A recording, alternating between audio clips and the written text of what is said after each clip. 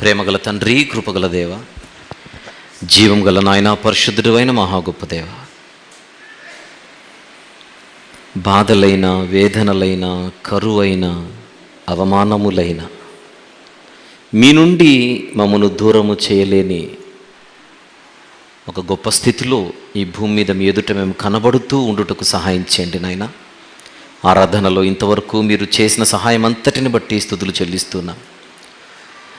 ఈ దినాన తండ్రి, మాకు అవసరమైన మాటలు ఈ వర్తమానం ద్వారా మాకు అనుగ్రహించి మీరే మహిమ పొందమని మీ ఆత్మ సహాయం నడిపిస్తూ, మీ ప్రియ కుమారుడు, మా ప్రభు ప్రియ రక్షకుడు, నజరేయుడైన యేసుక్రీస్తు ప్రభువారు మా అందరి నిమిత్తం సిలువలో చిందించిన నిష్కలంకమైన రక్తమును ఆశ్రయించి మాత్రమే ఇట్టి ధైర్యంతో మీ సన్నిధికి వస్తూ, పవిత్రమైన ఆయన నామములోనే కొన్ని విన్నపములు ఘనమైన మీ పాదముల చెంత పెట్టి సమర్పించి వేడుకొనుచున్నాము తండ్రి.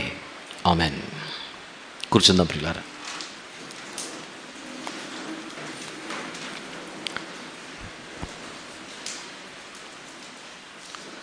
కృపా సందేశాలు అన్న ఒక శీర్షిక గత కొంతకాలంగా నడుస్తోంది. ఇంతవరకు ఈ కృపా సందేశాలలో 20 భాగాలు ముగించుకున్నాం. ఈరోజు మనము 21వ భాగంలోనికి ప్రవేశిస్తున్నాం. ఆ కృపా సందేశాలు అన్న మెయిన్ టైటిల్ కింద ఎన్నో సబ్ టైటిల్స్ ఇస్తూ ఒక్కొక్క ఉపశీర్షిక మనం మాట్లాడుతూ ప్రయాణం చేస్తున్నాం. ప్రస్తుతం మనం మాట్లాడుకొనుచున్నది పరిశుద్ధులుగా ఉండుట మన బాధ్యత కాదా. ఈ ఉప అంశముపై ఇంతవరకు 4 భాగాలు మనం మాట్లాడుకున్నాం. ఈరోజు మనము 5వ భాగంలోనికి ప్రవేశిస్తున్నాం. నోట్స్ రాసుకునే అలవాటు కూడా కొంతమందికి ఉంది కనుక, పరిశుద్ధులుగా ఉండుట మన బాధ్యత కాదా అన్న అంశములో ఇది 5వ భాగం. Is it not our responsibility to be Holi అన్న టైటిల్పై ఇది 5వ భాగం. కృపా సందేశాలు అన్న మెయిన్ టైటిల్ కింద ఇది 21వ భాగం అయితే, ఈ సబ్ టైటిల్పై ఇది 5వ భాగముగా పరిగణించవలసిందిగా మనవి చేస్తున్నాను. ఈరోజే మొదటిసారి ఎవరైనా ఇక్కడికి వచ్చి ఉంటే దయచేసి మీకు కూడా ప్రేమతో వందనాలు చెబుతూ ఒక చిన్న వాస్తవాన్ని మీ ముందు ప్రస్తావిస్తున్నాను. ప్రపంచ ప్రజలందరినీ పుట్టించినవాడు, కలిగించినవాడు సృష్టికర్త అయిన దేవుడు.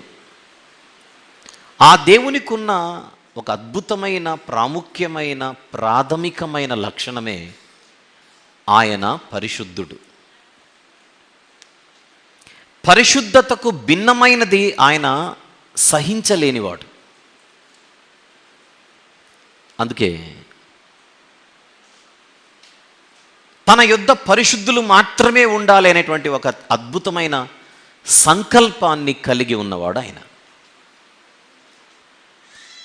మానవులమైన మనము పరిశుద్ధుడైన దేవుని ఎదుట అపరాధులుగా, దోషులుగా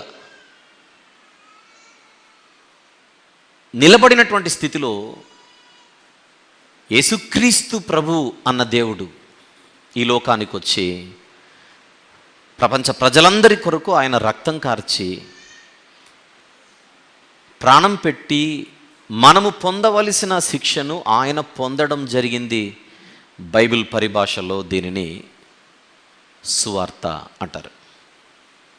అంటే ఈరోజు ఎవరైనా మొదటిసారిగా ఈ మాటలు వింటుంటే మీకోసం ఒక చిన్న అవసరమైన ఒక ఫౌండేషన్ ఇచ్చే ప్రయత్నం చేస్తున్నాను.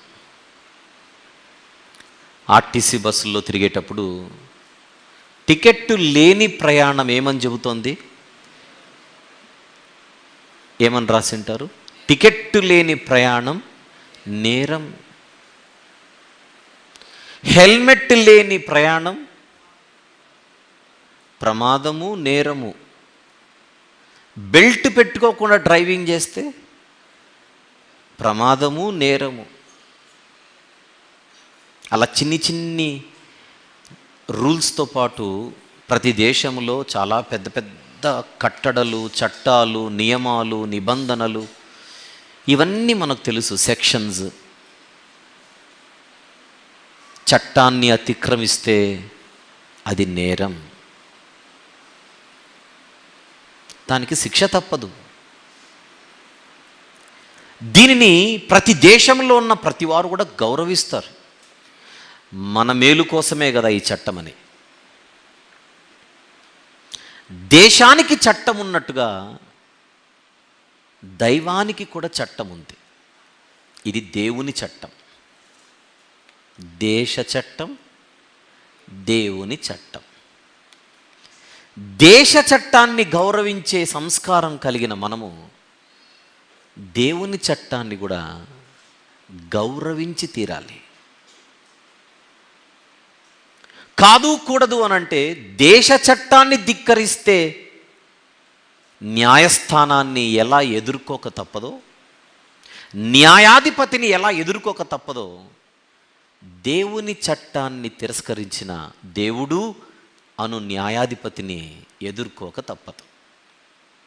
ఆయన ఉగ్రతను ఎదుర్కోక తప్పదు. ఆ దేవుని చట్టంలో ఉన్న ఒక ప్రాథమికమైన విషయమే, ఆ దేవుడు కలిగించిన ప్రజలందరూ పరిశుద్ధులుగా బతకాలి. అది నేనైనా, మీరైనా, ఎవరైనా. పెద్ద పెద్ద దేశాలకుండే దేశాధ్యక్షుల నుండి సామాన్యుల వరకు ఎవరైనా సరే పరిశుద్ధుడైన దేవుని ఎదుట పరిశుద్ధులుగా బతకాలి. ఆ పరిశుద్ధత గురించే గత కొన్ని వారాలుగా కొన్ని విషయాలు మనం మాట్లాడుకుంటూ వస్తున్నాం. పరిశుద్ధతకు వ్యతిరేకమైన పదమే పాపము. బైబిల్ పరిభాషలో పరిశుద్ధతకు వ్యతిరేకమైన పదం ఏమిటి? పాపము. బైబిల్ చెబుతోంది, పాపము అంటుకున్న వారిని దేవుడు తన యొద్ద ఉంచుకోడు, అనుమతించడు. చూద్దాం. కీర్తనల గ్రంథంలో 5వ కీర్తన ఒక్కసారి తీద్దాం. కీర్తనల గ్రంథములోని 5వ కీర్తన 4-5 వచనములు ఒక్కసారి చూద్దాం. 4-5 వచనములు. నీవు దుష్టత్వమును చూచి ఆనందించు దేవుడవు కావు, చెడుతనమునకు నీ యొద్ద చోటు లేదు, డాంబికులు నీ సన్నిధిని నిలువలేరు, పాపము చేయు వారందరూ నీకు అసహ్యులు. పాపాన్ని ప్రేమించేవాడు దేవుడైతే మనకి ఇబ్బంది, కానీ పాపాన్ని అసహించుకునేవాడే దేవుడైతే మనం పండుగ చేసుకోవాలి. పాపము చేసినా పర్వాలేదు అని చెప్పే దేవుడు మనకు దేవుడైతే మనకి ఇబ్బంది, కానీ పాపము చేయకుండా బతకాలని చెప్పే మంచి దేవుడు ఉండడం మనము పండుగ చేసుకోవడానికి కారణం. అందుకే మానవునికి దేవునికి ఉన్న తేడా, దేవుడు పాపాన్ని సహించడు, పాపాన్ని ఒప్పుకోడు. ఆ పాపమనే భయంకరమైన మరకను అంటించుకున్న మానవ జాతిని కడగడానికే 2000 సంవత్సరాల క్రితం యేసుక్రీస్తు అన్ను దేవుడు ఈ లోకానికి వచ్చాడు. కొన్ని సందర్భాలలో మనము చెల్లించవలసిన రుణాన్ని మరొకరు చెల్లిస్తుంటారు మన చేతగానప్పుడు. మనము చెల్లించవలసినటువంటి రుణాన్ని మరొకరు చెల్లించినప్పుడు వారి ఎడల మనము కృతజ్ఞులుగా ఉంటాం. ఒక 10 రూపాయలు సహాయము చేసి మన రుణాన్ని లేదా మన యొక్క ఆర్థికపరమైనటువంటి ఇబ్బందిని చూసి మన నిస్సహాయతను గమనించి కొంత సొమ్మునిచ్చి మనల్ని ఆదుకున్న వారిని మనం మర్చిపోం. అలాంటిది పరిశుద్ధుడైన దేవుడు పరిశుద్ధత లేకపోతే ఎప్పటికీ తన యొద్ద ఉంచుకోను అని స్టేట్మెంట్ ఇచ్చిన తర్వాత మనిషి అన్నిటికంటే ప్రధానమైన సమస్యగా పరిగణించవలసింది పాపాన్నే.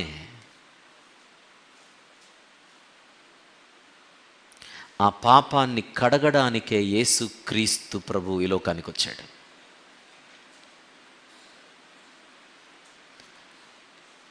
మనందరికీ బాగా తెలుసు, శిలువ మీద ఆయన చిందించిన రక్తం ఏదైతే ఉందో అది పాపము లేని రక్తం, పరిశుద్ధమైన రక్తం, నిష్కలంకమైన రక్తం, నిర్దోషమైన రక్తం. ఆ రక్తమే మన రుణాన్ని చెల్లించింది. ఎప్పుడైతే ఆయన రక్తం మనందరి నిమిత్తం చిందింపబడిందో, మానవులకు దక్కిన ఒక అద్భుతమైన విషయమే, మన పాపాలు కడుక్కోవడానికి శిలువ దగ్గరకు వచ్చి మనము పరిశుద్ధులుగా మారడానికి ఒక అద్భుతమైన ద్వారం తెరవబడింది, శిలువ ద్వారం. అంతవరకు ఓకే. దీనిని మనం దేనితో పోల్చవచ్చు అని అడిగితే, ఒక బురదలో పడిపోయిన వాడికి మనము స్నానం చేయించామనుకోండి, ఇంకొకసారి పడిపోవద్దని చెప్పడం. స్నానం చేయించడంలో ఉద్దేశం ఏంటంటే ఇంకొకసారి పడిపోకు అని. వాడు మళ్ళీ వెళ్ళి పడిపోయాడు అనుకోండి, ఈసారి అదే పనిగా పడిపోయాడు అనుకోండి, మరి మొన్ననే కదరా నీకు స్నానం చేయించింది, మళ్ళీ బురదలో ఎందుకు పడ్డావంటే, మొన్న స్నానం చేయించావుగా అందుకే పడ్డాను అంటే, మొన్న నీకు స్నానం చేయించింది, నీ ఒంటికి నీళ్లు కొట్టింది, నువ్వు మళ్ళీ బురదంటించుకోకూడదని. మొన్న ఎప్పుడో స్నానం చేశాను కదా అని వాడు మళ్ళీ బురదలోకి వెళ్ళి అప్పటి స్నానాన్నే నెమరు వేసుకుంటున్నాడు. ఏమని? నేను చాలా సుగంధ ద్రవ్యాలతో నా శరీరము సువాసన వస్తోంది అనే ఒక భావనలో. ఇది మీకు అర్థమైతే, దేవుడు తన కృపచేత ఈరోజు ప్రపంచ ప్రజలను రక్షించడానికి సిద్ధపడితే, ఆ కృప అనే మాటను దుర్వినియోగపరుస్తూ, వక్రీకరిస్తూ, భయంకరమైన మానవ సొంత జ్ఞానము దీనికి జోడించి ప్రపంచవ్యాప్తంగా ఇది ప్రకటించబడుతోంది. దాన్నే మనం ఖండిస్తున్నాం. అదేమిటో ఇంకొకసారి గుర్తు చేస్తాను. గత కొన్ని వారాలుగా సత్యం అంటే ఏదో మీకు చూపిస్తూ వస్తున్నాను కదా, చూద్దాం. పరిశుద్ధత గురించి ఒక్కసారి గత వారం మనం మాట్లాడుకున్నదే ఇంకొకసారి చూపిస్తారు. Can you show it? Bible ప్రకారంగా శిలువ దగ్గర మనము పరిశుద్ధపరచబడి ఉన్నాము. We have been sanctified. మనము పరిశుద్ధపరచబడుచు కూడా ఉన్నాము. We are being sanctified. Last week చెప్పాను కదా. అలాగే మనము సంపూర్తిగా పరిశుద్ధపరచబడతాం. We will be totally sanctified. మీరు రెగ్యులర్గా ఫాలో అవుతుంటే, ఎవరైతే దేవుని కృపను, ఎవరైతే పరిశుద్ధతను సరిగా అర్థం చేసుకోకుండా బైబిల్లోని సత్యాన్ని వక్రీకరించి చెబుతున్నారో, వారు మొదటి స్టేట్మెంట్ను మాత్రమే అంగీకరిస్తారు, కానీ 2-3 స్టేట్మెంట్స్ని అంగీకరించరు. అదే మనం ఖండిస్తూ వారిని సరిచేసే ప్రయత్నం చేస్తున్నాం. అర్ధజ్ఞానంతో కూడుకున్న మాటలకు ఎవరు బలైపోకండి, మోసపోకండి అని పిలుపునిస్తున్నాం. పోయిన వారం మీరు మెసేజ్ విని గుర్తుంటే, బైబిల్ మొదటిది చెప్పింది, రెండవది కూడా చెప్పిందని మీ అందరికీ క్లియర్ అయిందని నేను అనుకుంటున్నాను. అయితే ఆ మొదటి 2 విషయాలను మనం ఇంకా చాలా మాట్లాడుకుంటూ ముందుకు వెళ్ళొచ్చు, కానీ ఎందుకైనా మంచిదని మూడవది కూడా ఒక రెఫరెన్స్ మీకు చూపించి తర్వాత ఈరోజు వివరణలోనికి కాసేపు నేను ప్రయాణం చేస్తాను. ఏమిటి మూడవది? మనము సంపూర్తిగా పరిశుద్ధపరచబడతాము. అది ఫ్యూచర్. 1 పాస్ట్, మొదటిది, 2 ప్రెజెంట్, రెండవది, 3 ఫ్యూచర్. రైట్? దీన్ని ఏమన్నా మనము positional holiness, progressive holiness and perfect holiness. తెలుగులో స్థాన పరిశుద్ధత, 2 పురోగ పరిశుద్ధత, 3 సంపూర్ణ లేదా పరిపూర్ణ పరిశుద్ధత. పరిశుద్ధతకు 3 దశలు ఉంటాయని చెప్పాం. ఆల్రెడీ మనం స్థాన పరిశుద్ధతను చూపించాం బైబిల్లో. సిలువ దగ్గర మనం పరిశుద్ధపరచబడ్డాము అని. నెంబర్ 2, పురోగ పరిశుద్ధత ఇప్పుడు జరుగుతోంది. ఇందులోనే కొనసాగితే భవిష్యత్తులో మనల్ని దేవుడు సంపూర్ణ పరిశుద్ధతలోనికి తీసుకుంటాడు. ఆ సంపూర్ణ పరిశుద్ధతలోనికి మనం రావాలంటే ఆ రెండవ దాంట్లో మనం ఉండాలి. రెండవ దానిలో మనం ఉండాలి అని అంటే ముందు ఎక్కడికి రావాలి? సిలువ దగ్గరికి రావాలి. అస్థాన పరిశుద్ధత, అది స్థాన పరిశుద్ధతగా మన విషయంలో పరిగణించబడుతుంది. ఒకసారి నాకు పాస్ట్, ప్రజెంట్, ఫ్యూచర్ అన్నది కూడా చూపించు on the screen. Positional holiness, progressive holiness and perfect holiness ఇంకా ఉంటాయిగా. గతములో చూడండి స్క్రీన్ మీద, గతములో అంటే సిలువ దగ్గర స్థానపరమైనది, ప్రస్తుతం ప్రజెంట్ ప్రగతిశీలమైనది అంటే పురోగతమైనది. నెంబర్ 3, భవిష్యత్తులో పరిపూర్ణమైనది. భవిష్యత్తులో పరిశుద్ధతకు సంబంధించి దేవుడు సంపూర్ణ స్థితిలోనికి మనల్ని తీసుకుంటాడు అనడానికి ఒక చిన్న వచనాన్ని చూద్దాం. ప్రజెంట్ ఒకసారి చూద్దాం బైబిల్ తెరిచి. తెస్సలోనికైలకు వ్రాసిన మొదటి పత్రిక, నాకు ఇంగ్లీష్లో కూడా చూపించు. తెస్సలోనికైలకు వ్రాసిన మొదటి పత్రిక 5వ అధ్యాయం. అందరూ జాగ్రత్తగా 23వ వచనాన్ని చూడవలసిందిగా మనవి. తెస్సలోనిక మొదటి పత్రిక 5వ అధ్యాయము 23వ వచనం. సమాధానకర్తయగు దేవుడే మిమ్మును సంపూర్ణముగా పరిశుద్ధపరచును గాక అంటున్నాడు పౌలు గారు. జాగ్రత్తగా చూడండి. సమాధానకర్తయగు దేవుడే మిమ్మును సంపూర్ణముగా పరిశుద్ధపరచునుగాక. అది అండర్లైన్ చేస్తారా? ఎవరికి చెబుతున్నాడు ఈ మాట? మొదటి అధ్యాయం మొదటి వచనం, తెస్సలోనిక మొదటి పత్రిక మొదటి అధ్యాయం మొదటి వచనం. తండ్రి అయిన దేవుని యందును ప్రభు అయిన యేసుక్రీస్తు నందును ఉన్న తెస్సలోనికయుల సంఘమునకు పౌలును, సిల్వానును, తిమోతియును శుభమని చెప్పి వ్రాయినది. పత్రిక ఎవరికి రాస్తున్నాడు? సంఘానికి. సంఘం అంటే విశ్వాసులు, సంఘస్థులు. వారికి ఉన్నటువంటి మరొక పేరు ఏమిటి? పరిశుద్ధపరచబడిన వారు. పరిశుద్ధపరచబడిన వారు. ఇంకొకసారి గుర్తు చేస్తాను. కొరింథీయులకు రాసిన మొదటి పత్రిక, కొరింథీయులకు వ్రాసిన మొదటి పత్రిక మొదటి అధ్యాయం 2వ వచనము చూద్దాం. కొరింథీయులకు రాసిన మొదటి పత్రిక మొదటి అధ్యాయం 2వ వచనం. కొరింథీలోనున్న దేవుని సంఘమునకు అనగా క్రీస్తు యేసునందు పరిశుద్ధపరచబడిన వారు. సంఘం అంటే క్రీస్తు యేసునందు పరిశుద్ధపరచబడిన వారు. ఎక్కడా? సిలువ దగ్గర.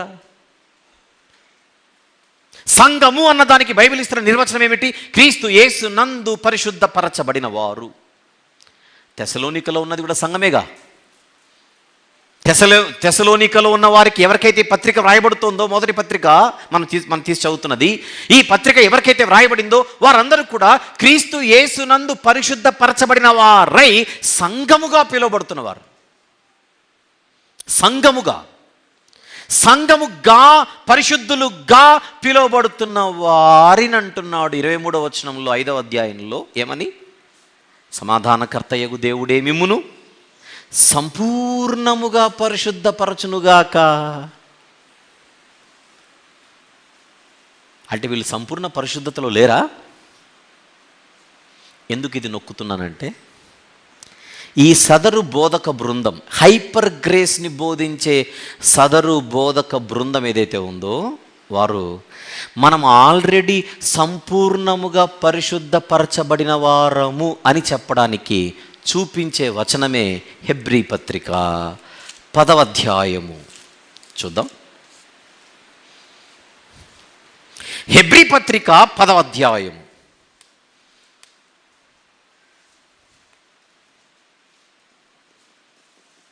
14వ వచనం చూద్దాం. హెబ్రీలకు వ్రాసిన పత్రిక 10వ అధ్యాయము 14వ వచనం. ఒక్క అర్పణ చేత ఈయన, ఎవరైనా? యేసుక్రీస్తు ప్రభు. ఒక్క అర్పణ చేత ఈయన పరిశుద్ధపరచబడు వారిని సదాకాలమునకు సంపూర్ణులుగా చేసి ఉన్నాడు. హైపర్ గ్రేస్ బోధను బోధించే వారి అంబుల పొదిలోని ఒక ప్రధానమైన బాణమే హెబ్రీ పత్రిక 10వ అధ్యాయము 14వ వచనం. ఈరోజు ఆ వచనాన్నే నేను ముఖ్య వచనంగా ఈ సందేశానికి తీసుకొని నేను అడ్రస్ చేయబోతున్నా. కృపా సందేశాల శీర్షికలో మనం 21వ భాగంలో ఉన్నామే. ఈరోజు మన సందేశానికి ముఖ్య వచనమే హెబ్రీ పత్రిక 10వ అధ్యాయము 14వ వచనం. నేను ఎందుకు దీన్ని ముఖ్య వచనంగా తీసుకున్నానంటే, వాళ్ళు తీసుకునే ముఖ్య వచనం ఇదే. వాళ్ళు ఏ వచనాన్ని తీసుకొని అయితే అసత్యాన్ని ప్రకటిస్తున్నారో అదే వచనాన్ని ఈరోజు తీసుకొని మాట్లాడుతున్నా. చూద్దాం ఇంకొకసారి. ఇప్పుడు నేను ఏది మాట్లాడుతున్నా మళ్ళీ ఫైనల్గా అక్కడికే వస్తానని మాత్రం మీరు ముందే ప్రిపేర్ అవ్వండి. ఏది నేను మాట్లాడినా చివరికి అక్కడికే వచ్చేస్తాం. స్టార్ట్. ఒక్క అర్పణ చేత ఈయన పరిశుద్ధ పరచబడు వారిని సదాకాలమునకు సంపూర్ణులుగా చేసి ఉన్నాడు. సంపూర్ణులుగా చేసి ఉన్నాడు. సంపూర్ణులుగా చేసి ఉన్నాడు. ఏముంది 14వ వచనంలో? సంపూర్ణులుగా చేసి ఉన్నాడు. ఇంగ్లీష్లో చూపిస్తావా? ఇంగ్లీష్లో చూపించు ఒకసారి. The very same verse. For by one offering he has perfected forever those who are being sanctified. ఇంగ్లీష్లో కూడా చూపించాను అవసరమని. మళ్ళీ, for by one offering he has perfected forever those who are being sanctified.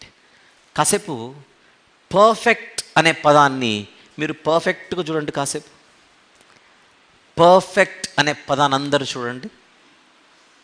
సంపూర్ణులుగా చేసి ఉన్నాడు అనే పదం ఏదైతే ఉందో, సంపూర్ణత సంపూర్ణత సంపూర్ణత సంపూర్ణత అనే తెలుగు పదానికి ఇంగ్లీష్లో ఉన్న పదం ఏమిటి? Perfect perfect perfect. ఈరోజు మన సందేశంలో మన మెయిన్ ఫోకసే ఆ పదంపై. సంపూర్ణత. పరిశుద్ధులుగా ఉండుట మన బాధ్యత కాదా అనేది టైటిల్ అయినా, మీకు వీలైతే ఇప్పుడు మనం మాట్లాడేది ఎన్నో భాగం? ఈ సబ్ టైటిల్పై 5వ భాగం. ఈ 5వ భాగములో మన మెయిన్ ఫోకస్ సంపూర్ణతపై అన్నమాట. ఇంకా చెప్పాలంటే దీనికి ఇంకొక టైటిల్ ఇస్తాను. ఎందుకైనా మంచిది ఈ టైటిల్ కూడా రాసుకోండి. ఎందుకైనా మంచిది ఈ టైటిల్ రాసుకోండి. ఆ టైటిలే హెబ్రీ పత్రిక 10:14లో ఉన్న సంపూర్ణత అనగా ఏమిటి? మళ్ళీ, హెబ్రీ పత్రిక 10:14లో ఉన్న సంపూర్ణత అను పదమునకు అర్థం ఏమిటి? ఇది కరెక్ట్ టైటిలింగ్. ఒకసారి, హెబ్రీ 10:14లో ఉన్న సంపూర్ణత అను పదమునకు అర్థం ఏమిటి? అది పాయింట్. ఓకే, విషయం అర్థమైంది కదా మన ప్రయాణం ఏంటో? మీరు చాలా జాగ్రత్తగా వినండి. ఈజీగా మాట్లాడదాం, సులభంగా అర్థమవుతుంది. నేను మాట్లాడబోయేది ఎంతవరకు యథార్థమైనదో మీరు ఆలోచించండి. తెలుగులోనే మాట్లాడుకుందాం చక్కగా. ఈ హెబ్రీ పత్రిక 10:14ను చూపిస్తూ ఎవరు? ఈ హైపర్ గ్రేస్ బోధన బోధించేవారు ఏమంటారు? ఆయన మనలను సదాకాలమునకు సంపూర్ణులుగా చేసి ఉన్నాడు. అంటే ఎక్స్క్యూజ్ మీ, సిలువ దగ్గరే మనం ఎప్పుడైతే సిలువ దగ్గరకు వచ్చామో, ఎప్పుడైతే అక్కడ మన పాపాలు ఒప్పుకున్నామో, ఎప్పుడైతే ఆయన రక్తంలో మన జీవితాలు కడుగబడ్డాయో, దానికి సూచనగా ఎప్పుడైతే మనం బ్యాప్టిజం తీసుకున్నామో ఆ రోజే మనకు దేవుడు సంపూర్ణ పరిశుద్ధత ఇచ్చేశాడు. గనుక ఇప్పుడు కొత్తగా పరిశుద్ధులుగా మారవలసినటువంటి స్థితి మనది కాదు, అవసరత లేదు అనేది వారి బోధ. ఇప్పుడు మీకు వాళ్ళ బోధ ఏంటో అర్థమైంది అందరికీ? వాళ్ళ పాయింట్ ఏంటో చెప్తున్నా. ఈ వచనాన్ని తీసుకొని వాళ్ళు ఏం చెబుతారో మీకు చెప్పా. ఇదే చెప్తారు. ఆల్రెడీ సిలువ దగ్గరే మనల్ని దేవుడు సంపూర్ణ పరిశుద్ధులుగా చేశాడు. ఇక కొత్తగా మనము పరిశుద్ధులు అవ్వవలసినటువంటి అవసరం లేదనేది ఈ వచనాన్ని ఒక ట్రంప్ కార్డు లాగా తీసుకొని వారు వాడతారు.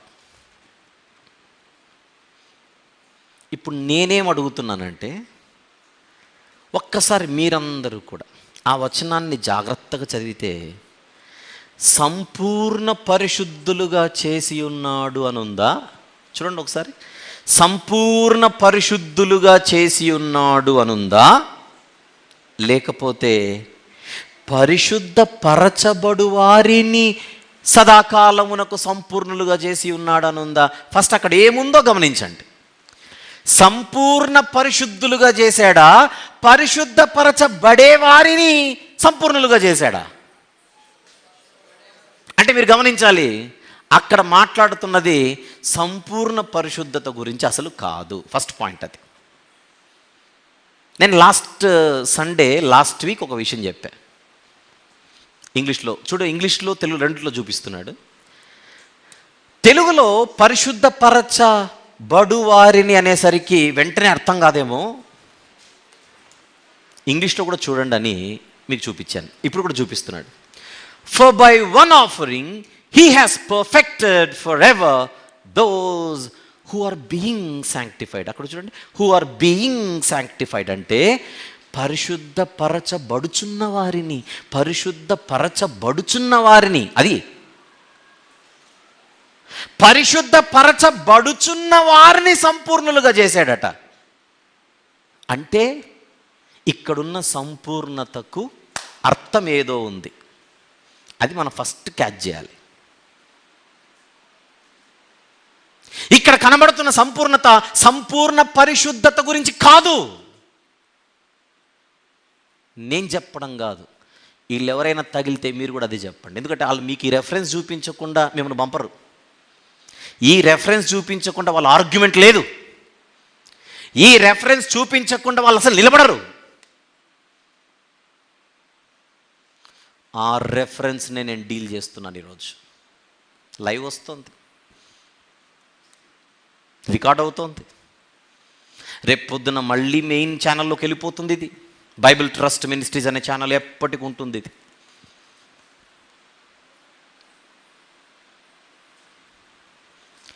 వాళ్ళందరూ తెలుసుకోవాల్సింది ఏంటని అడిగితే, మీరు చెబుతున్నట్టుగా హెబ్రీ 10:14 సంపూర్ణ పరిశుద్ధత గురించి మాట్లాడుట లేదు. నంబర్ 1. పైపెచ్చు అదే వచనములో పరిశుద్ధ పరచబడుచున్నవారనే మరొక స్టేట్మెంట్ కూడా ఇస్తున్నాడు అక్కడ. అలాంటప్పుడు ఇక్కడున్న సంపూర్ణత అంటే ఏమిటి? అది తెలియాలి. ఇది తెలుసుకునే ముందుగా నేను ఒక ప్రశ్న అడుగుతాను, మీరందరూ చెప్పండి. నేను, మీరు, మనందరికీ ఏదో ఒకరోజు సంపూర్ణత కావాలి మనకు. ఒక్కసారి నేను అడిగే ప్రశ్న ఆలోచించండి. యేసుక్రీస్తు ప్రభు సంపూర్ణుడా, అసంపూర్ణుడా? ఆన్సర్ చెప్పండి. యేసుక్రీస్తు ప్రభు సంపూర్ణుడేనా? డౌట్ లేకుండా చెప్తున్నారా? మోమాటం అడ్డొచ్చి చెబుతున్నారా? డౌట్ లేకుండానే చెప్తున్నారుగా. లైవ్లో చూస్తున్న వాళ్ళు కూడా ఆలోచించండి. నేను అడుగుతున్నది ఏమిటి? మనమంటే అసంపూర్ణలమేమో కానీ యేసుక్రీస్తు ప్రభు సంపూర్ణుడా, అసంపూర్ణుడా అని అడిగితే అందరూ సంపూర్ణులనే చెబుతున్నారు. ఇప్పుడు ఇక్కడ రెండో ప్రశ్న యేసు ప్రభు గురించే. ఆయన ముందు నుండి సంపూర్ణుడా, మధ్యలో సంపూర్ణుడయ్యాడా? అది చెప్పండి. ముందు నుండి సంపూర్ణుడు. 2 ప్రశ్నలు అడిగాను, రెండింటికి మీరే ఆన్సర్ చెప్పారు. నంబర్ 1, యేసు ప్రభు సంపూర్ణుడా కాదా? Answer yes, సంపూర్ణుడు. నంబర్ 2, ముందు నుంచి సంపూర్ణుడా, మధ్యలో సంపూర్ణుడయ్యాడా? మధ్యలో సంపూర్ణుడు కాలేదు, ముందు నుంచి సంపూర్ణుడయ్యాడు అనేది మీ ఆన్సర్. రైట్. ముందు నుండి అంటే నేను ఒక మాట అడుగుతాను, చెప్పండి. ఈ లోకంలో శరీరధారిగా ఉన్నాడు కదా ఆయన. శరీరధారిగా ఉన్న యేసు ప్రభు గురించి మాట్లాడుతున్నా. శరీరధారిగా రాకముందు కూడా యేసు ప్రభు ఉన్నాడా లేదా పరలోకంలో? రైట్. శరీరధారిగా రాకముందు ఆయన సంపూర్ణుడా కాదా? చెప్పండి ఒకసారి గట్టిగా. సంపూర్ణుడే. శరీరధారిగా వచ్చిన తర్వాత సంపూర్ణ కాదా? గట్టిగా చెప్పాలి. రైట్. శరీరధారిగా వచ్చిన తర్వాత కూడా సంపూర్ణుడే. శరీరధారిగా వచ్చి వెళ్ళిపోయిన తర్వాత సంపూర్ణుడే. ఇన్నిసార్లు మీరు చెప్పారు కదా. రైట్. ఇప్పుడు ఇదే హెబ్రీ పత్రికలో నేను ఒక వచనాన్ని చూపిస్తాను. అది మీరు ఎలా అర్థం చేసుకుంటారో నేను చూడాలి. ఇప్పుడు హెబ్రీ పత్రికలోనే 2వ అధ్యాయం. హెబ్రీ పత్రిక 2వ అధ్యాయం 10వ వచనం ఒకసారి చూద్దామా? హెబ్రీలకు వ్రాసిన పత్రిక 2వ అధ్యాయం 10వ వచనం చూద్దాం. ఎవని నిమిత్తము, చదువుతారు ఎవరైనా? నేనే చదవాల. ఎవని నిమిత్తము సమస్తమును ఉన్నవో, ఎవని వలన సమస్తమును కలుగుచున్నవో, ఆయన అనేకులైన కుమారులను మహిమకు తెచ్చుచుండగా వారి రక్షణకర్తను, ఎవరు రక్షణకర్త? ఆయన పేరు యేసుక్రీస్తు ప్రభు. వారి రక్షణకర్తను శ్రమల ద్వారా సంపూర్ణునిగా చేయుట ఆయనకు తగును. అండర్లైన్ చేయండి అర్జెంటుగా. సంపూర్ణ అనే పదం అండర్లైన్ చేయండి ఒక్కసారి. మీరు మనసు పెట్టి చూస్తే ఇందాక మీరు చెప్పిన ఆన్సర్కు ఇక్కడ కనపడుతున్న వచనానికి మ్యాచ్ అవ్వట్ల. ఇందాకేమన్నారు అందరూ? యేసు ప్రభు ముందు నుంచి సంపూర్ణుడే, మధ్యలో కాదు అన్నారు కదా. మరి అక్కడేముంది? శ్రమల ద్వారా ఆయన సంపూర్ణుడయ్యాడట. అంటే శ్రమ పడక ముందు ఆయన సంపూర్ణుడు కాదా అని అడగాల్సి వస్తుంది ఇప్పుడు. ఒకవేళ ఆయన సంపూర్ణుడు కాకపోతే ఆయనలో కూడా మచ్చలున్నాయా? ఒకవేళ ఆయన సంపూర్ణుడు కాకపోతే ఆయనలో సంపూర్ణ పరిశుద్ధత లేదా? నేను ప్రశ్నిస్తున్నాను అంతే. ఇంకొక వచనం చూద్దాం. అదే హెబ్రీ పత్రిక 5వ అధ్యాయం, 9వ వచనం ఒకసారి చూద్దాం. 9 చదవండి. మరియు ఆయన అంటే యేసుక్రీస్తు ప్రభు సంపూర్ణ సిద్ధి పొందినవాడై, సంపూర్ణ సిద్ధి పొందినవాడా? సంపూర్ణుడు న్యాచురల్గా కాదా? ఇందాక 2వ అధ్యాయం 10వ వచనం ఒకసారి ఇంగ్లీష్లో చూపిస్తారా? ఇందాక అంతే, అది కూడా చూద్దాం. హెబ్రీ పత్రిక 2వ అధ్యాయం 10వ వచనం ఇంగ్లీష్లో కూడా చూపిస్తాడు, ఒక చూద్దాం. For it was fitting for him, for whom are all things and by whom are all things, in bringing many sons to glory, to make the captain of their salvation perfect through sufferings. To make the captain of their salvation perfect through sufferings. Sufferings అంటే శ్రమలు. శ్రమల ద్వారా వారి రక్షణకర్త, captain of salvation, the captain of salvation. శ్రమల ద్వారా వారి రక్షణకర్తను perfect చేస్తాడట. Perfect. ఇందాక పర్ఫెక్ట్ అనే పదాన్ని అక్కడ చూడమన్నాను. ఎక్కడ? 10:14లో. అది గుర్తు చేయడానికే మళ్ళీ చదివించా. 5వ అధ్యాయం వెళ్ళిపోదాం మళ్ళీ. 5వ అధ్యాయంలో 9వ వచనాన్ని చూద్దామన్నాను. మరియు ఆయన సంపూర్ణ సిద్ధి పొందినవాడు అని ఉంది యేసుక్రీస్తు ప్రభు గురించి. ఆయన సంపూర్ణ సిద్ధి పొందినవాడు. నేను మళ్ళీ అడుగుతున్నా, ఆయన సంపూర్ణ సిద్ధి పొందాడా? అంటే పొందిన టైం ఏదో ఒకటి ఉందిగా ఆ వచనం ప్రకారంగా. ఆయన సంపూర్ణ సిద్ధి పొందిన టైం అంటే ఒకటి ఉండాలిగా ఆ వచనం ప్రకారంగా. అంటే ఆయన సంపూర్ణ సిద్ధి పొందక ముందు సంపూర్ణుడు కాదా? అవునన్నట్టుగా అనిపిస్తోంది అది. ఒకవేళ ఆయన ఒకప్పుడు సంపూర్ణుడు కాకపోతే అసంపూర్ణుడా? ఒకవేళ ఆయన అసంపూర్ణుడైతే ఆయనలో కంప్లీట్ హోలీనెస్ లేదా? సంపూర్ణ పరిశుద్ధత లేదా? టక్క పడిపోతున్నాయి చూడండి. అదే హెబ్రీ పత్రికలోనే తీసి మాట్లాడుతున్నా నేను. హెబ్రీ పత్రిక 10వ అధ్యాయం 14వ వచనంలో సంపూర్ణ అనే పదాన్ని తీసుకొని వచ్చి మనకు పాఠాలు చెబుతుంటే 10వ అధ్యాయంకి వెళ్ళే ముందుగా 2వ అధ్యాయం నుంచి ప్రయాణం చేద్దాం రండి అని పిలుపునిస్తున్నా నేను. పనిలో పనిగా అన్నీ మాట్లాడేసుకుందామని.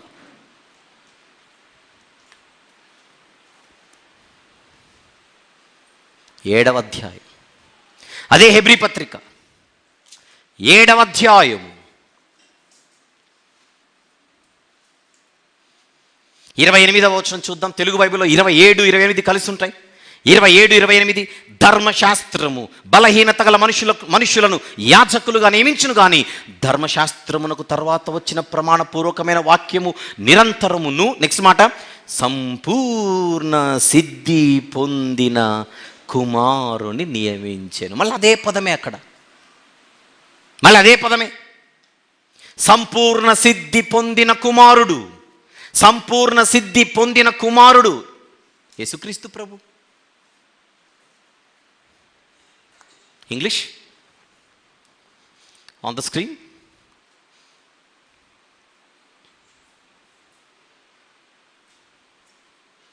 ట్వంటీ 29 కూడా చూపించు. 27 నుంచి చూపించు. 27 నుంచి చూపించు. పైన నుంచి చూపించు అంటున్నాను సార్. ఇంకొంచెం పైన వచనాలు ఉంటాయి కదా, 26 నుంచి. 7th హెబ్రీ పత్రిక 7వ అధ్యాయంలో 20 అయితే లాస్ట్లే. పైన నుంచి అంటే నేను 29 అన్నాను కానీ పైనుంచి చూపించన్నా. For such high priest was fitting for us who is holy, harmless, undefiled, separate from sinners, and has become higher than the heavens. Continue. Who does not need daily as those high priests to offer up sacrifices first for his own sins and then for the people's. For this he did once for all when he offered up himself అనుంది. ఇక్కడ మనం చూస్తే Hebrew పత్రిక 7:28 వచనములో 9వ సంపూర్ణ సిద్ధి పొందిన కుమారుని నియమించెను అనుంది. అది కావాలి. For the law appoints as high priest men who have weaknesses but the word of the oath, అది చూడండి, but the word of the oath which came after the law appoints the son who has been perfected for ever. ఆ పదం కోసం who has been perfected. ఎవరి గురించి అది? Excuse me, అబ్బో ఇది చాలా important. Catch the point. The law appoints the son who has been perfected. ఈ పదజాలం మనము హెబ్రీ పత్రిక 10:14 చూసాం. ఒకసారి చూపించది 10:14. అది చూడండి. By one offering he has perfected for ever those who are being sanctified అని ఉంది. ఇక్కడ మీరు గమనించాల్సింది ఏంటంటే హెబ్రీ పత్రిక 10:14లో ఒక అర్పణ చేత ఈయన పరిశుద్ధ పరచబడువారిని సదాకాలమునకు సంపూర్ణులుగా చేసి ఉన్నాడు. ఇప్పుడు సదరు బోధక బృందం చెప్పేది ఏంటని అడిగితే 10:14 చూపించి, సిలువ దగ్గర మనము సంపూర్ణులుగా చేయబడ్డాము గనుక ఇప్పుడు కొత్తగా పరిశుద్ధత అవసరం లేదు, సంపూర్ణ పరిశుద్ధత మనకు సిలువ దగ్గర వచ్చేసిందని వాళ్ళు చెప్తున్నారు. నేను వేస్తున్న ప్రశ్న ఏంటంటే, మన గురించి కనుక మీరు బాగానే చెప్తున్నారు, అదే హెబ్రీ పత్రికలో ముందు అధ్యాయాలలో 10వ అధ్యాయం కంటే ముందటి అధ్యాయాలలో పలుమారులు యేసుప్రభు గురించి ఉందే. ఆయన సంపూర్ణునిగా చేయబడ్డాడని, సంపూర్ణ సిద్ధిని పొందాడని ఉంది కదా. ఎక్స్క్యూజ్ మీ, నా పాయింట్ అర్థమవుతుందా? నా ఆర్గ్యుమెంట్ అర్థమవుతుందా? 10:14 చూపించి మనకు సంపూర్ణ పరిశుద్ధత వచ్చిందని మీరు అంటున్నారు కనుక అంతకు ముందు అధ్యాయాలలో అదే పదజాలం ఎవరికి ఉపయోగించబడిందని నేను చూపిస్తున్నాను. సాక్షాత్తు యేసుక్రీస్తు ప్రభుకే అది అప్లై చేయబడింది. ఆయన కూడా సంపూర్ణుడిగా చేయబడినట్టుగా, ఆయన కూడా సంపూర్ణ సిద్ధిని పొందినట్టుగా మనకు కనబడుతున్నప్పుడు ఇప్పుడు మీరు చెప్పగలరా అని అడుగుతున్నాను. ఆయన ఒకప్పుడు సంపూర్ణ పరిశుద్ధత లేనివాడు, తర్వాత ఒకానొక టైంలో ఆయనకు సంపూర్ణ పరిశుద్ధత వచ్చిందని మీరు చెప్పగలరా అని అడుగుతున్నాను ముందుగా వారిని. ఇప్పుడు మిమ్మల్ని అలా అనగలమా? యేసు ప్రభు ఒకప్పుడు సంపూర్ణ పరిశుద్ధుడు కాదు, మధ్యలో ఆయనకు సంపూర్ణ పరిశుద్ధత వచ్చిందని అనగలమా? అదే నిజమైతే అసలు ఆయన రక్తము పరిశుద్ధమైనది కాదు, మనకు సెట్ కాదు. ఒక్క విషయం ఆలోచించండి. నేను హెబ్రీ పత్రిక 2:10 చూపించాను యేసు ప్రభు గురించి. హెబ్రీ పత్రిక 5:9 వచనం చూపించాను. 9 కదా నేను చూపించింది 5వ అధ్యాయంలో. 9-10 వచనాలు, 9వ వచనం చూపించాను. అలాగనే హెబ్రీ పత్రిక 7వ అధ్యాయంలో 28వ వచనం చూపించాను. 27-28 కలిసి ఉన్నాయి. ఈ 3 చోట్ల ఆయన సంపూర్ణుడిగా చేయబడినట్టుగా, సంపూర్ణ సిద్ధిని పొందినట్టుగా చదువుతున్నప్పుడు మనం కళ్ళు మూసుకొని చెప్పొచ్చు, అది పరిశుద్ధత గురించి కాదు అని. చెప్పొచ్చా లేదా? పొరపాటున యేసు ప్రభుకు చూపించిన వచనాలన్నీ పరిశుద్ధతకు సంబంధించినవైతే ఏ మీనింగ్ వచ్చేస్తుంది అప్పుడు? ఆయన ఒకప్పుడు కంప్లీట్ హోలీ కాదు, మధ్యలో ఆయన సంపూర్ణ పరిశుద్ధుడయ్యాడు అన్న మీనింగ్ వచ్చేస్తుంది. నేను క్లోజ్ చేస్తున్నా. నా పాయింట్ ఎంతమందికి అర్థమైందో చెప్పండి. నా కౌంటర్ ఎంతమందికి అర్థమైందో చెప్పండి. రైటా? హెబ్రీ పత్రిక 2లో కానీ, హెబ్రీ పత్రిక 5వ అధ్యాయంలో కానీ, హెబ్రీ పత్రిక 7వ అధ్యాయంలో కానీ యేసు ప్రభు గురించి మాట్లాడుతూ సంపూర్ణత గురించి మాట్లాడినప్పుడు అసలు అవేవి కూడా ఆయన పరిశుద్ధతకు సంబంధించినవి కాదు అని మీకు క్లియర్ అయితే, వాళ్ళు చూపించే 10వ అధ్యాయం 14వ వచనంలో కూడా అక్కడ రచయిత చెబుతున్న సంపూర్ణత దేనికి సంబంధించింది కాదో చెప్పండి. పరిశుద్ధతకు సంబంధించింది కాదు. మన పరిశుద్ధతకు సంబంధించింది కాదు. అది తీసుకొని మనకు ఇది ఆల్రెడీ మనల్ని పరిశుద్ధులుగా చేసేసాడు, ఇక కొత్తగా మనకు పరిశుద్ధత అవసరం లేదని మనకు పాఠాలు చెబుతుంటారు ఇలాంటి వాళ్ళు. మనం అంటుంది అంటే అసలు ఆ ముక్కే నీకు అర్థం కావట్లేదు అంటున్నాం. నీకు 14వ వచనమే అర్థం కావట్లేదు, దాన్ని బాణంగా పెట్టుకొని వస్తావేంటి? నువ్వు ఏ వచనాన్నైతే బుల్లెట్గా వాడుకుంటున్నావో అసలు ఆ వచనం మీకే అర్థం కావట్లేదు అంటున్నా నేను ఇక్కడ. ఇక మీరు వాడుకోవడం ఏముంది అక్కడ?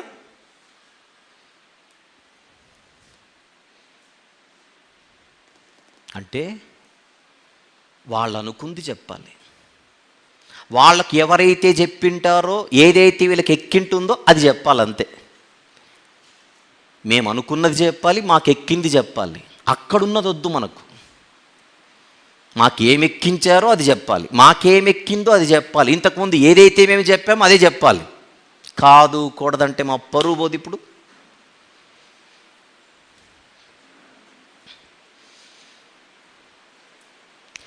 వాళ్ళు పప్పులో కాలేశారని మీకు అర్థమైందా?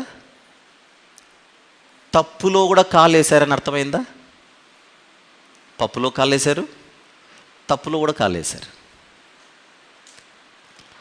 అసలు రచయిత మాట్లాడుతున్న కాంటెక్స్టే వేరు, రచయిత గారి ఇంటెన్షనే వేరు, హెబ్రీ పత్రికలో ఆయన చెప్పాలనుకుంటున్న సబ్జెక్టే వేరు. వీళ్ళు చెబుతున్నది అవుట్ ఆఫ్ కాంటెక్స్ట్ వెళ్ళిపోయి, సందర్భంలో నుంచే బయటికి వెళ్ళిపోయి గేమ్ ఆడుతున్నారు. ఇప్పుడు నేను సందర్భం చెబుతాను. ఆ హెబ్రీ పత్రిక 10-14 ఎంత హ్యాపీగా అర్థమవుతుందో విందురు. కానీ రచయిత ఏం చెప్పాలనుకుంటున్నాడంటే, యేసుక్రీస్తు ప్రభు మనందరి కోసం బలి పశువుగా తనను తాను అర్పించుకున్నాడు. ఎన్నిసార్లు? ఒక్కసారి. అక్కడ నుంచే క్రొత్త నిబంధన స్టార్ట్ అయింది.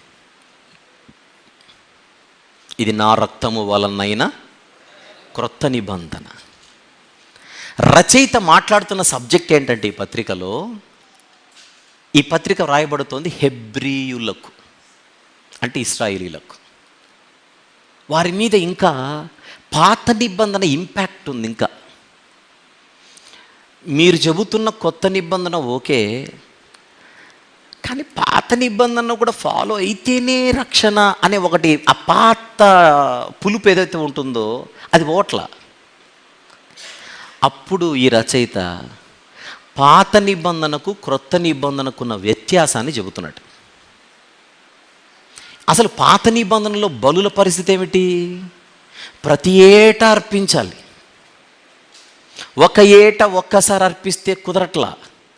ప్రతి సంవత్సరము బలులు అర్పించాలి, ప్రతి సంవత్సరం బలులు అర్పించాలి. ఎవరి పక్షాన? ప్రజల పక్షాన. ప్రజల కోరిక ఏమిటి? దేవుణ్ణి ఆరాధించాలి. అది కానీ దేవునిని ఆరాధించాలనే ఆరాధికులకు దేవునితో డైరెక్ట్ కనెక్షన్ కుదరట్లా. ప్రతిసారి వారికి డోర్ క్లోజ్ అవుతుంది. ప్రతిసారి వారి పక్షాన ప్రతి ఏటా బలులు అర్పించవలసిన నీడ్, అవసరత ఏర్పడుతుంది. ఆ విషయం రచయిత చెబుతున్నాడో లేదో చూద్దాం ఒకసారి. అదే హెబ్రీ పత్రిక 7వ అధ్యాయం. మీరు ఇప్పుడు నేను మిమ్మల్ని అందరినీ ఎక్స్క్యూజ్ మీ నేను ఇంతవరకు చెప్పింది ఒక విషయం చెప్పాను. ఏ విషయము? 10-14లో సంపూర్ణత అనే పదం తీసుకొని వచ్చి మన పరిశుద్ధతకు అప్లై చేసి నువ్వు ఆల్రెడీ పర్ఫెక్ట్గా హోలీ అయిపోయావని చెబుతుంటే అసలు పరిశుద్ధతకు సంబంధించిన మ్యాటర్ కాదయ్యా అది. ఒకవేళ పరిశుద్ధతకు సంబంధించింది అయితే అంతకుముందు అధ్యాయాలలో అదే పదజాలం ఎవరికి రాయబడింది? యేసు ప్రభు గురించి రాయబడింది, ఏమంటావు అని అడుగుతున్నా నేను. అది నా ఫస్ట్ పాయింట్ ఈరోజు మెసేజ్కి. సో దీన్ని బట్టి మీ అందరికి అర్థమైపోయింది, అసలు యేసు ప్రభు గురించి చెప్పబడిన సందర్భాలన్నీ ఆయన పరిశుద్ధతకు సంబంధించినవి కాదు అని అందరికి అర్థమైపోయింది కదా. ఆ పాయింట్ క్లోజ్ చేసి సెకండ్ పాయింట్లోకి వెళ్తున్నా. ఆ సెకండ్ పాయింట్ ఏంటో చెప్పనా, మిమ్మల్ని అందరినీ పత్రికలోని కాంటెక్స్ట్లోనికి తీసుకొని వెళ్తున్నా. ఇప్పుడు ఎక్కడికి వెళ్తున్నాం అందరం చెప్పండి? పత్రికలో జరుగుతున్న సందర్భములోనికి వెళ్తున్నాం. రచయిత గారు ఏం మాట్లాడుతున్నారో చూద్దాం. 7వ అధ్యాయం, హెబ్రీ పత్రిక 7వ అధ్యాయం 18, 19 వచనములు తెలుగు బైబిల్లో కలిసి ఉన్నాయి. చూద్దాం. 18, 19 వచనములు చూద్దామా. ఆ ధర్మశాస్త్రము, ఏ ధర్మశాస్త్రము? పాత నిబంధనలో కనబడుతున్న ధర్మశాస్త్రం, దేవదూతల ద్వారా ప్రవక్తల ద్వారా అనేక మార్లు ప్రజలకు ఇవ్వబడినటువంటిది. చూద్దాం. ఆ ధర్మశాస్త్రము దేనికిని సంపూర్ణ సిద్ధి కలుగజేయలేదు గనుక. అండర్లైన్ చేయండి, అండర్లైన్ చేయండి. ఏం అండర్లైన్ చేస్తారు? సంపూర్ణ సిద్ధి అనే పదం అండర్లైన్ చేయండి. అంటే పాత నిబంధనలో యూదులు, ఇశ్రాయేలీలు ఎవరైతే ఏ ధర్మశాస్త్రాన్ని అయితే ఫాలో అయ్యారో అది దేనిలో చేయలేకపోయింది. దాని పేరే సంపూర్ణ సిద్ధి. ఇంతకు ఆ సంపూర్ణ సిద్ధి ఏంటో చూద్దాం కాసేపట్లో. ఆ ధర్మశాస్త్రము దేనికిని సంపూర్ణ సిద్ధి కలుగజేయలేదు గనుక ముందియబడిన ఆజ్ఞ బలహీనమైనందునను నిష్ప్రయోజనమైనందునను అది నివారణ చేయబడి ఉన్నది. ఎక్స్క్యూజ్ మీ,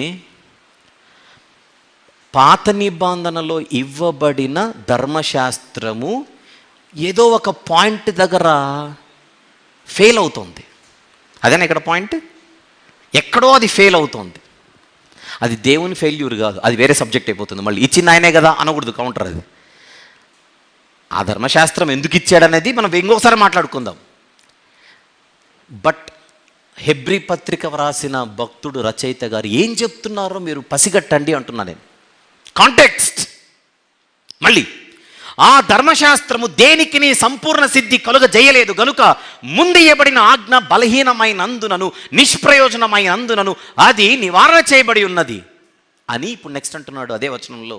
అంతకంటే శ్రేష్టమైన నిరీక్షణ దాని వెంట ప్రవేశపెట్టబడెను. చెప్పండి, దీని పేరేమిటో? అంతకంటే శ్రేష్టమైనది ప్రవేశపెట్టబడిన దాని పేరేంటి చెప్పండి? క్రొత్త నిబంధన. అంతకుముందు ఏది ఫెయిల్ అయిందని చెబుతున్నాడు ఇక్కడ? పాత నిబంధనలోని ధర్మశాస్త్రము ఒక పర్పస్ని సర్వ్ చేయలేకపోతుంది. ఏదో ఒక పర్పస్ ఉంది. పాత నిబంధన ఏదైతే చేయలేకపోయిందో క్రొత్త నిబంధన అది చేయగలుగుతోందని చెబుతున్నాడు. ఎవరికి? ఎవరికి? క్రొత్త నిబంధన అంత అవసరం లేదు, పాత నిబంధన సరిపోతుంది అనుకునే హెబ్రీయులకు. కాంటెక్స్ట్ చూద్దాం.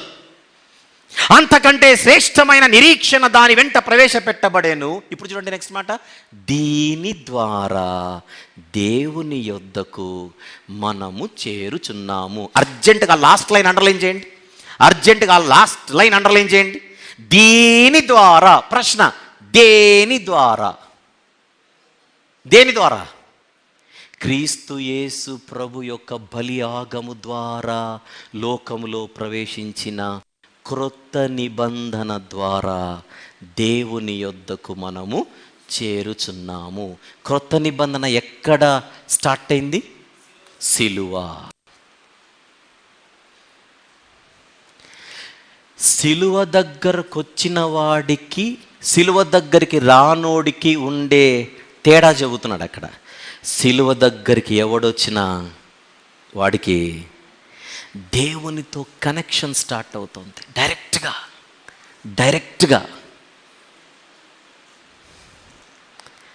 సిలువ దగ్గరికి రాని వాడికి, అంటే క్రొత్త నిబంధన దగ్గరికి రాని వాడికి దేవునితో యాక్సెస్ రావట్లా.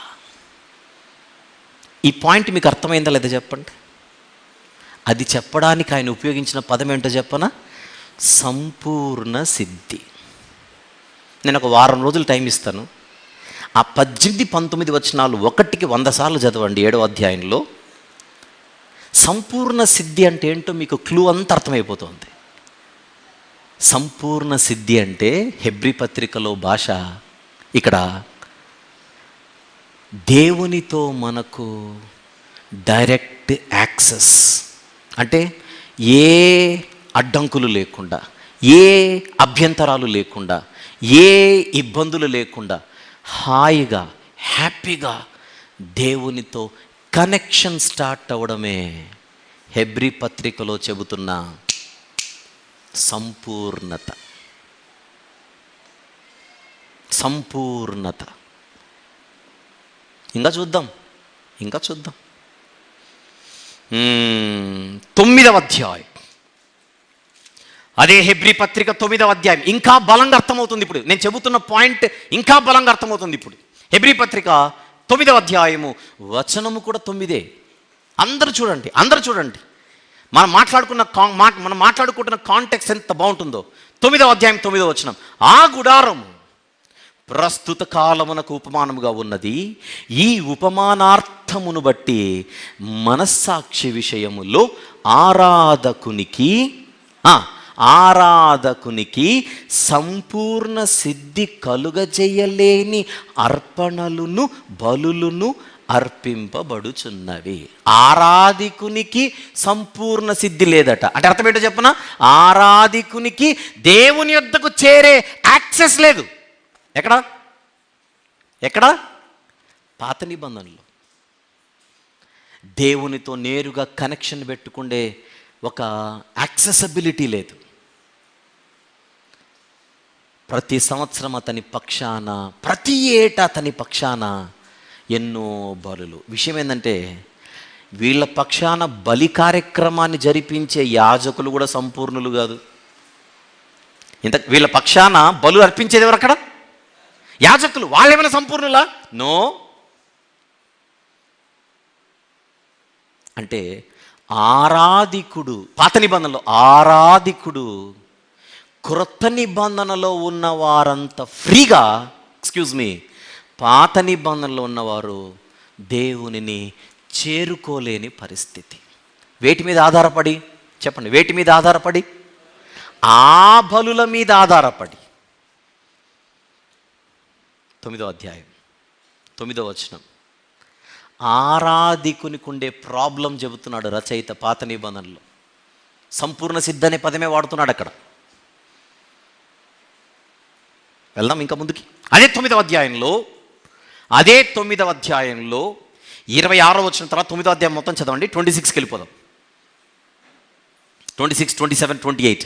అట్లైన ఎడల జగత్తు పునాది వేయబడినది మొదలుకొని ఆయన అనేక పర్యాయములు శ్రమ పడవలసి వచ్చును. అయితే ఆయన యుగముల సమాప్తి యందు తన్ను తానే బలిగా అర్పించుకొనుట వలన పాప నివారణ చేయుటకై ఒక్కసారే ప్రత్యక్ష పరచబడెను. 28వ వచనం, అలాగుననే క్రీస్తు కూడా అనేకుల పాపములు భరించుటకు ఒక్కసారే అర్పించబడ్డాడు. ఒక్కసారే వన్స్ ఫర్ ఆల్. యేసుక్రీస్తు ప్రభు యొక్క బలియాగానికి పాత నిబంధనలోని బలులకు తేడా చెబుతున్నాడు ఇక్కడ రచయిత. ఈయన బలి ఒక్కసారి సరిపోతుంది. వాళ్ళ బలులు ప్రతి సంవత్సరం. 10వ అధ్యాయం మొదటి వచనం, ధర్మశాస్త్రము రాబోచున్న మేలుల ఛాయ గలిది కానీ, మళ్ళీ ధర్మశాస్త్రము రాబోచున్న మేలుల ఛాయ గలదియే కానీ ఆ వస్తువుల నిజస్వరూపము గలది కాదు గనుక ఆ యాజకులు ఏటేట ఎడతెగకుండా అర్పించు ఒకటే విధమైన బలులు వాటిని తెచ్చువారికి ఎన్నడును సంపూర్ణ సిద్ధి కలుగజేయనేరవు. అండర్లైన్ చేయండి అన్నమాట. కాంటెక్స్ట్ 10వ అధ్యాయం 14వ వచనం తీసుకొని యుద్ధం చేస్తారా? 10వ అధ్యాయం 14వ వచనం పెట్టుకొని వచ్చేస్తే అయిపోద్దా? ఆ మొదటి వచనం నుంచి మాట్లాడదాం. చెప్పండి.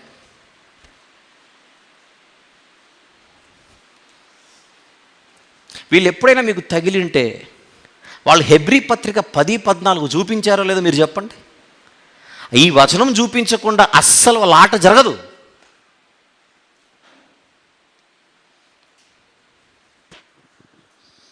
14వ వచనంలో సంపూర్ణత పరిశుద్ధతకు సంబంధించిందా? మరి మొదటి వచనం సంగతి ఏంటి? అదే సంపూర్ణత గురించి మాట్లాడుతున్నాడు అక్కడ.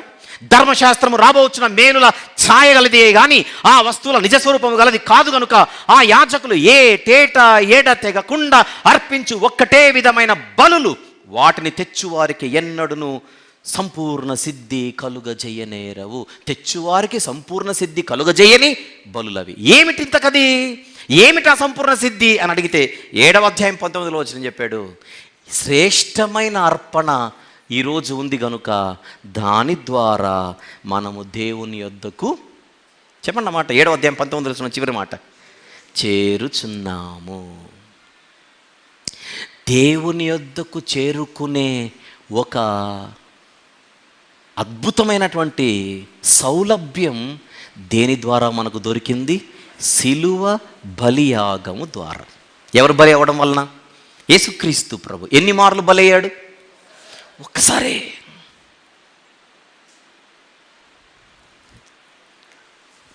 విషయం ఏంటంటే ఆయన ఒక్కసారి అర్పించి, ఒక్కసారి అర్పణగా మారి, ఒక్కసారి తనను తాను అర్పించుకొని ఇక మీదట ఎవ్వరూ కూడా ప్రతి ఏటా బలులు అర్పించవలసిన అవసరత మీకు లేదు అని ఆ స్థితి నుండి మానవ జాతిని బయటికి తీసుకొని వచ్చి విడుదల కలగజేసి విమోచించి ఏం చేశాడు?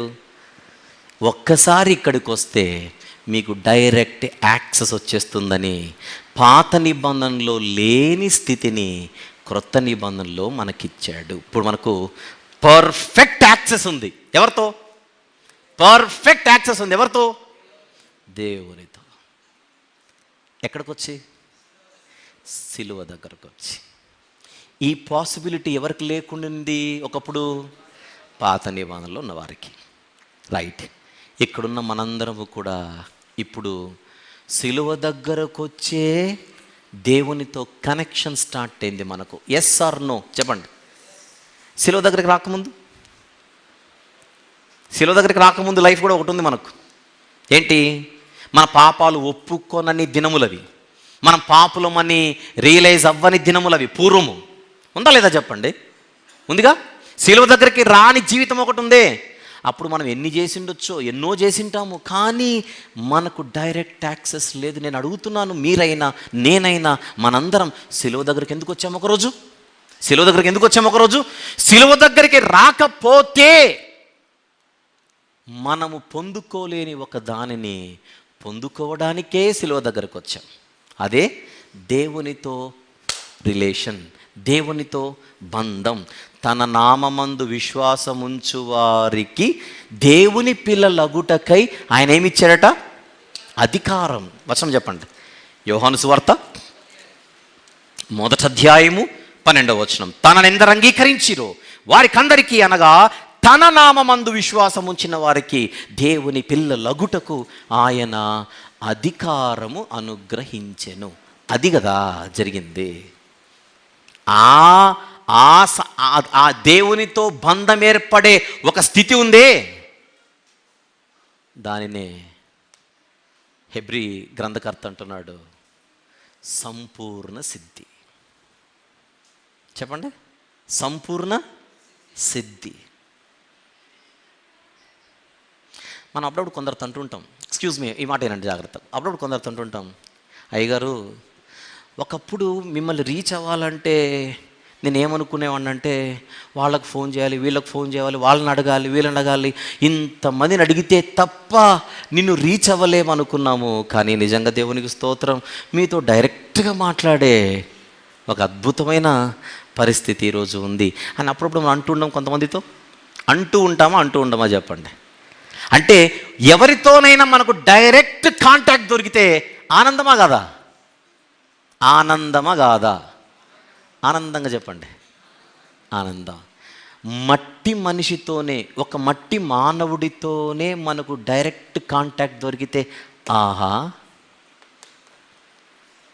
ఒక్కొక్కసారి మనం పెద్దోళ్ళ ఫోన్ నెంబర్లు అడుగుతుంటాం. సార్ మీ ఫోన్ నెంబర్ తీసుకోవచ్చా? ఇచ్చారనుకోండి, అబ్బా 10 మంది చూస్తాం, ఆయన ఫోన్ నెంబర్ నాకు చూడు ఒకసారి.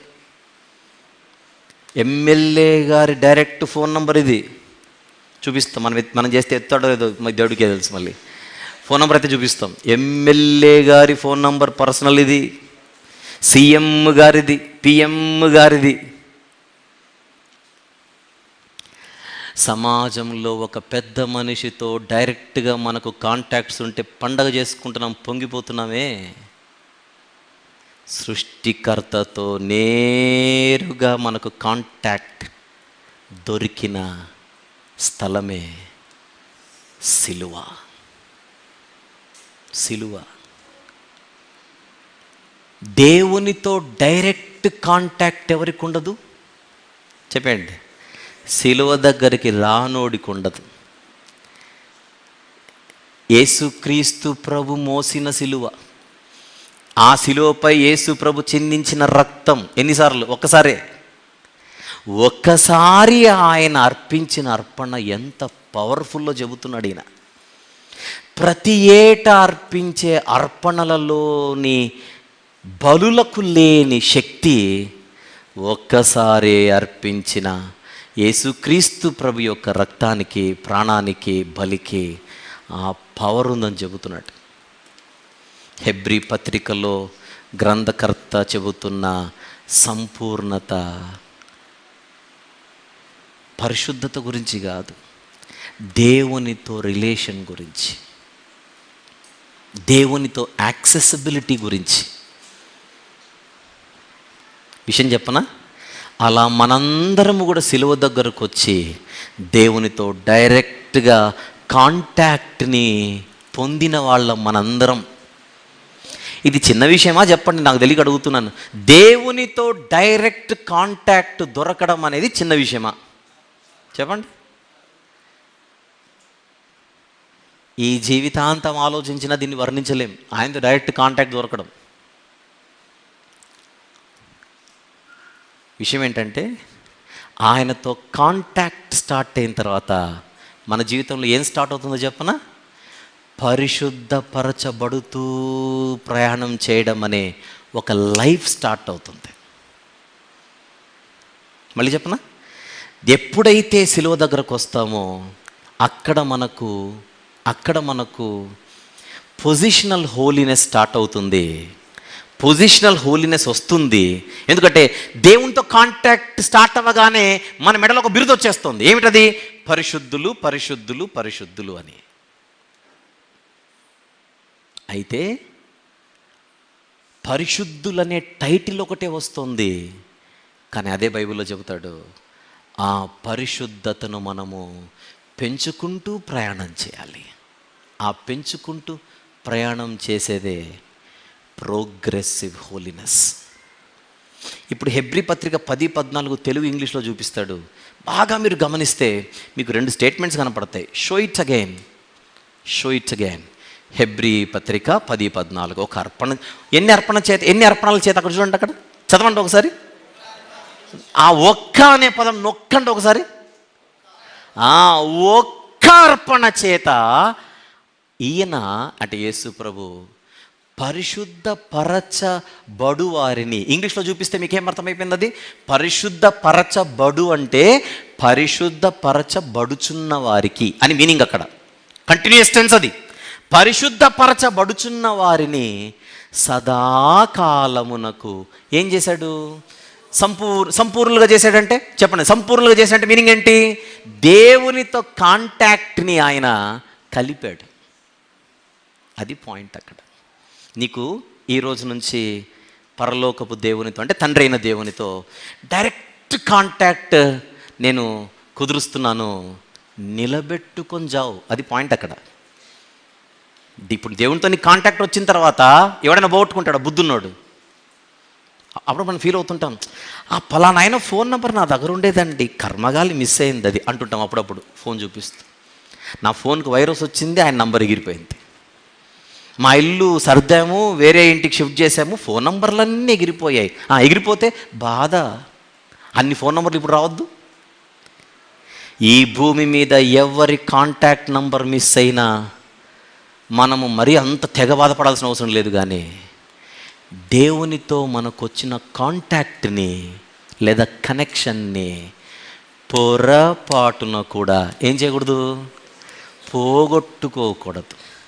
పోగొట్టుకోకూడదంటే మనము పరిశుద్ధతలో ఏమవ్వాలి? ఎదుగుతూ ఉండాలి. పరిశుద్ధతలో ఎదగడమే ప్రోగ్రెసివ్ హోలీనెస్. అంటే ప్రగతిశీల పరిశుద్ధత, పురోగ పరిశుద్ధత.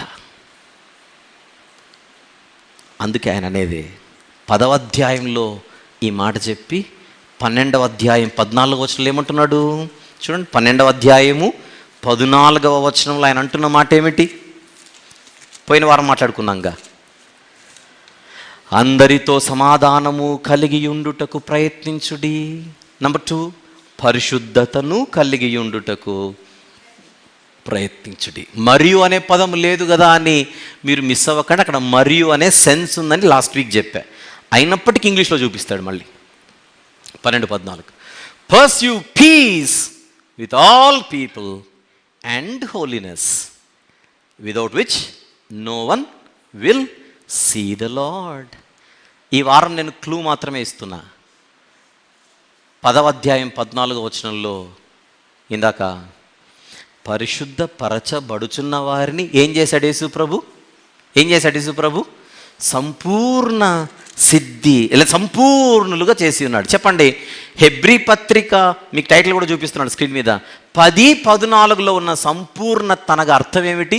హెబ్రీ పత్రిక 10:14లో ఉన్న సంపూర్ణత అంటే దేవునితో మనకు ఏం మొదలవడం? Contacts మొదలవడం, connection మొదలవడం. సిలువ దగ్గరికి రానంత వరకు ఇది లేదు మనకు. ఎవరికైతే దేవునితో కాంటాక్ట్స్ ఉండవో బైబిల్ ప్రకారంగా వాళ్ళు ఎవరు కాదు?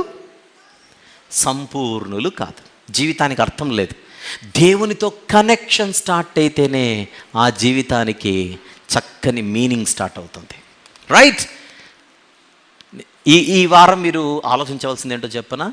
10:14లో ఆయన చెబుతున్నాడు, దేవునితో సంబంధము మొదలవ్వగానే మనము ఒక పర్ఫెక్ట్ కాంటాక్ట్లోనికి వచ్చినట్టు, దేవునితో పర్ఫెక్ట్ కనెక్షన్ మొదలైనట్టు.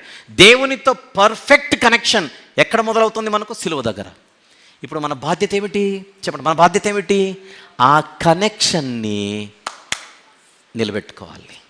ఆ కాంటాక్ట్ని పోగొట్టుకోకూడదు. ఎక్స్క్యూజ్ మీ, అది పోగొట్టుకోకూడదంటే ఏమి పోకూడదు? 12:14లో, హెబ్రీ పత్రిక 12:14లో ఏమి పోతే మనలో నుంచి కనెక్షన్ పోతుంది, కాంటాక్ట్ పోతుంది? పరిశుద్ధత.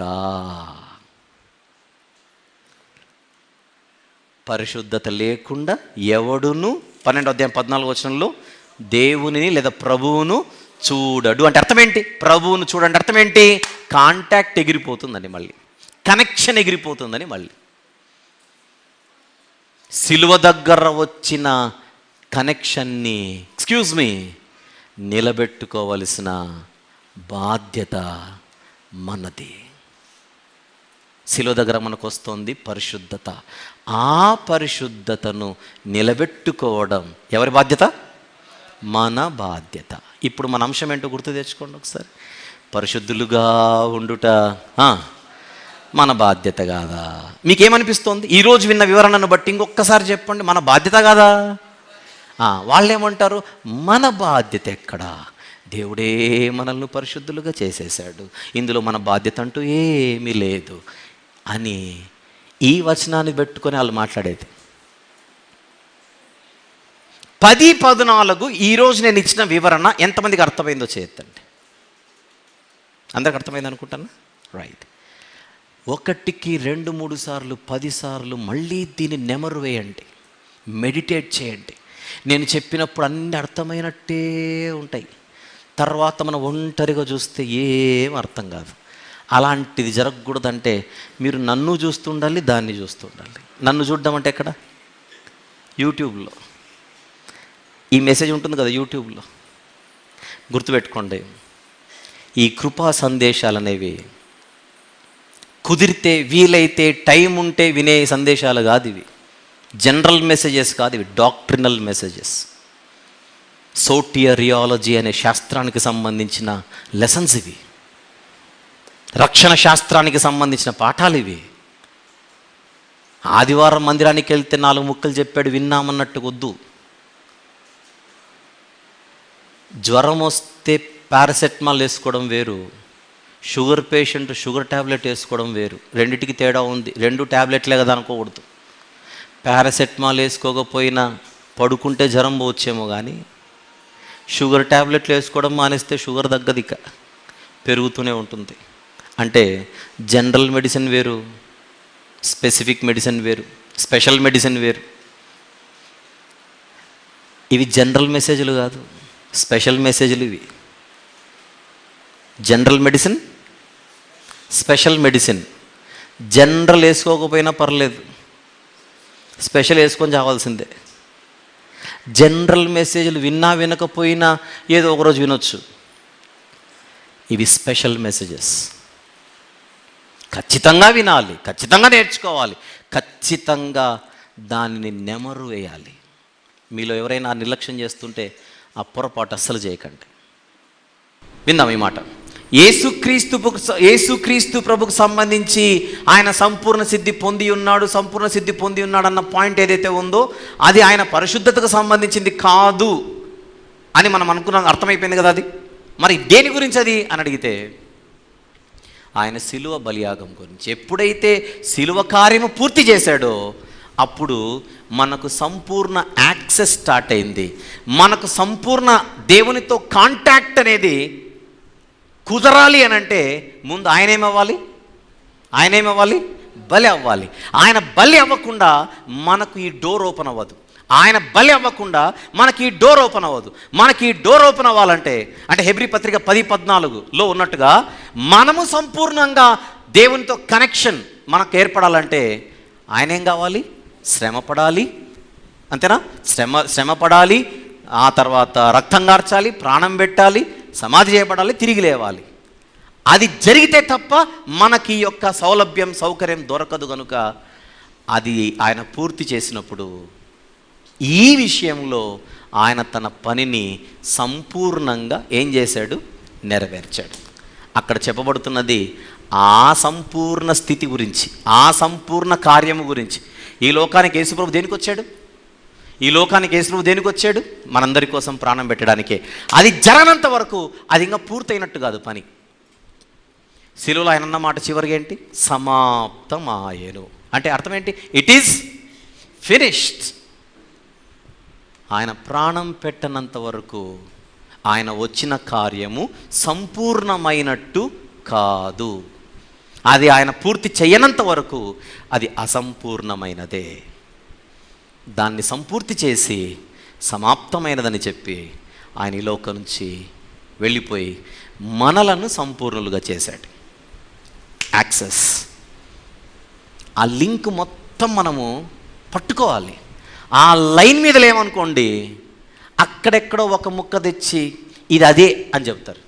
అది కుదరదు, అది అవుట్ ఆఫ్ కాంటెక్స్ట్. అది మీరు మనసులో అనుకున్నది మీరు చెబుతున్నది, అది మీరు అనుకున్నది రుద్దుతున్నది. అది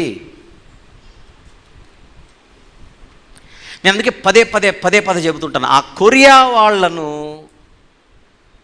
వాళ్ళకి తెలియక ఏవో 4 మాటలు చెప్తారు. పరలోకంలో మమ్మీ ఉందని చెప్పింది వాళ్ళే. కొరియా నుంచి బోధ వచ్చిందంటే 1కి 4 సార్లు ఆలోచించాలి.